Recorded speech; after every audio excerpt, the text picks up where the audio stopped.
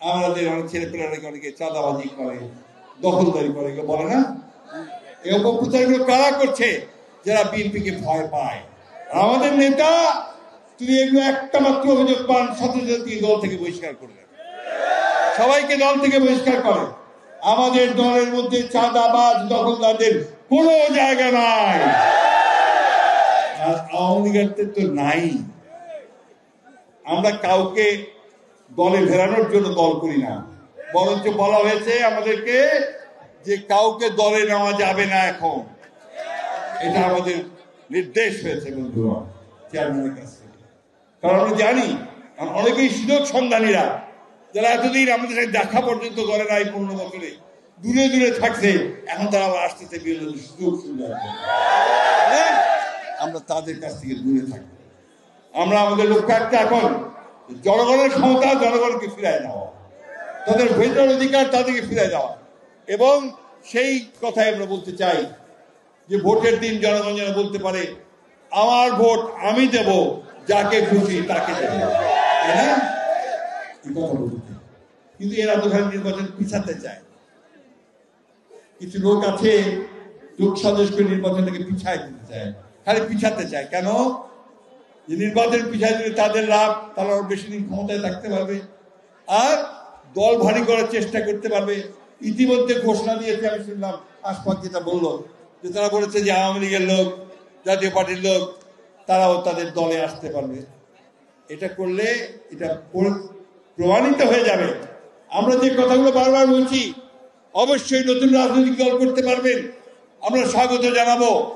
কিন্তু ক্ষমতায় থেকে নতুন দল করলে লোকে আপনাদেরকে কিংস পার্টি বলে চিহ্নিত করবেন, সেই ব্যবস্থা জনগণ মেনে নেবে না। আরেকটা কথা বলে ভাই বক্তব্য শেষ করবো, বেশ করে রাখবো না। আমাদেরকে কিন্তু অনেক পথ পাড়ি নিয়ে এই জায়গায় আসতে হয়েছে, তাই না? আমরা কারোর সঙ্গে ঝগড়া বিবাদ তো দূরের কথা, আমরা ভালোবাসা করতে চাই। অন্যান্য রাজনৈতিক দলগুলোর সঙ্গে আমরা একসাথে কাজ করতে চাই এবং লক্ষ্য আমাদের একটাই, যে বাংলাদেশে গণতান্ত্রিক ব্যবস্থা চালু করা, তাই না? এই গণতান্ত্রিক আমার অধিকার থেকে রক্ষা করার জন্য। আজকে দুঃখ হয় যখন দেখি যে কোনো বিষয়ে মানুষ রাস্তায় নামে পড়ে রাস্তাঘাট বন্ধ করে দেয়, এই যে কোনো একটা ঘটনাতেই। এটা কিন্তু আপনার দায়িত্বশীলতার কাজ নয়। ধৈর্য ধরেন। একটা ফ্যাসিস্টকে সরানো হয়েছে, সরকার আসছে, আমরা এই সরকারের সব বিষয়ে সমর্থন করি না, তাকে আমরা কিন্তু ব্যর্থ হতে দিতে চাই না। আমরা চাই যে এই সরকারই যেন অবশ্যই এই নির্বাচনটাকে সম্পূর্ণ করতে পারে, তাকে আমরা ব্যর্থ হতে দিতে চাই না, সহযোগিতা করতে চাই। প্রথম থেকে সেটা বলেছি, সহযোগিতা করেছি। আজকে সংস্কারের যতগুলো প্রস্তাব এসেছে, সব প্রস্তাবগুলো আমরা দেখছি এবং আমরা তাদের সঙ্গে সেগুলো নিয়ে আলোচনা করছি। একই সঙ্গে সবাইকে মনে রাখতে হবে যে আমাদের এই সুযোগ যা আমরা পেয়েছি, এটাকে যেন আমরা হেলাই না হারাই।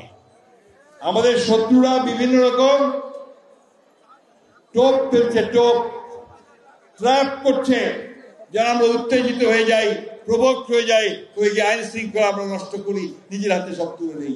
আমরা যেন নিজের হাতে আইন শৃঙ্খলা তুলে না নেই, আমরা যেন সহযোগিতা করে দেশকে যেন আমরা নির্বাচনের দিকে নিয়ে যেতে পারি, নির্বাচনের মাধ্যমে জনগণের প্রতিনিধি যেন নির্বাচন করতে পারি, সেই দিকে সবাই এগিয়ে যেতে পারি।